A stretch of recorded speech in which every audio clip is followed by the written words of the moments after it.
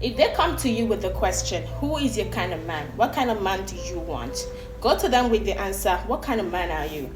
Most of the guys who come with this kind of question, they are manipulative simp. They already have you planned out. They already know what they want to do with you, but they want you to make things easy for them. Do not get me wrong.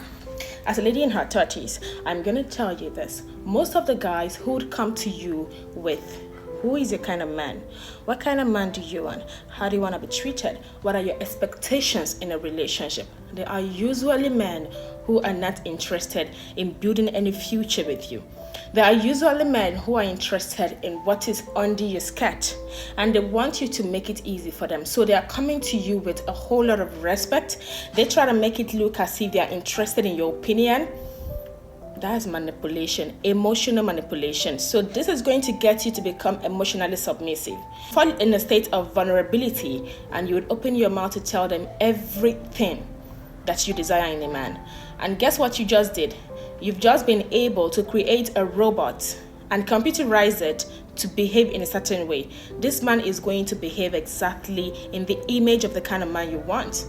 And before you know, you are emotionally messed up. You'd fall in love with him and you're like, he have all the qualities I desire and more. For instance, you told a man that you want to be with the kind of man that every morning he's going to be the first to call you. He'd call you in the afternoon, he'd call you at night. A man that he cannot sleep or rest until he hears from you.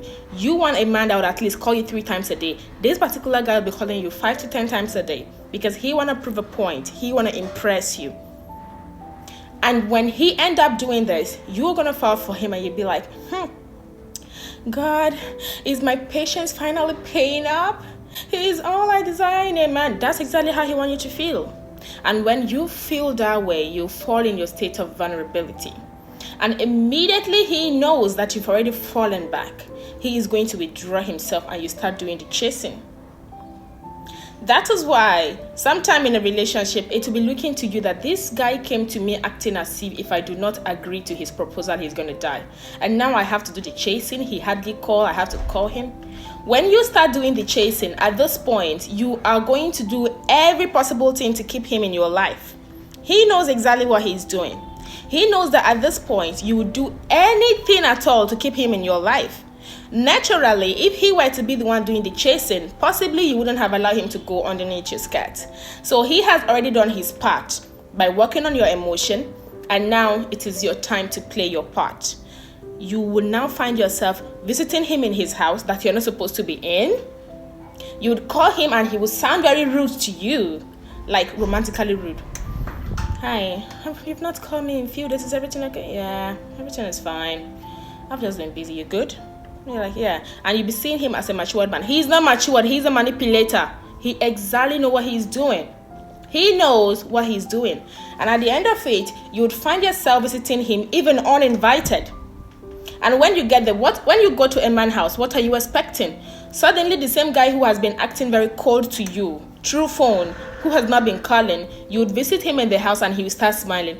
Hi, how are you? Oh, you really surprised me. When you said you would come in, I don't know you would come. Thank you for coming, man. What would you like me to offer you? That's how it starts. Oh, babe, I really missed you. They'll start lying. I really missed you. It's been a tiring time for me. I'm so happy that you are here. That's going to be a relief. The next thing, touch. The next thing, sex. Because now you feel that if you allow him to have his way with you, it's going to create bond. It doesn't create bond.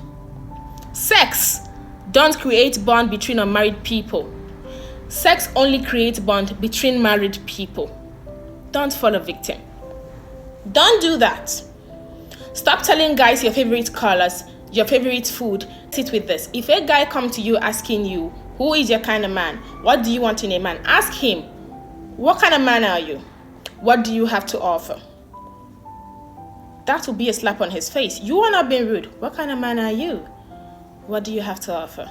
And he's going to be like, I'm the kind of man that likes to treat my woman nice. A man will not come to you and start telling you how bad he is planning to treat you. Of course, he will present himself in an image that would impress you. So he will tell you everything good that you'd like to hear. And when he's done, the next thing he's going to tell you is that, I've really been wanting to have you in my life. I've been looking for a partner.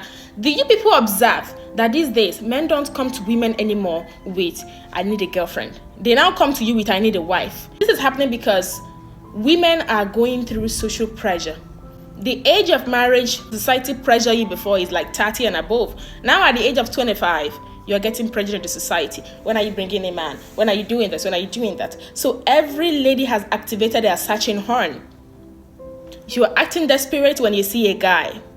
So this guy knows that the only thing that women want to hear now is, I want to marry you. So they now come to you with, I want to marry you. I'm looking for a partner.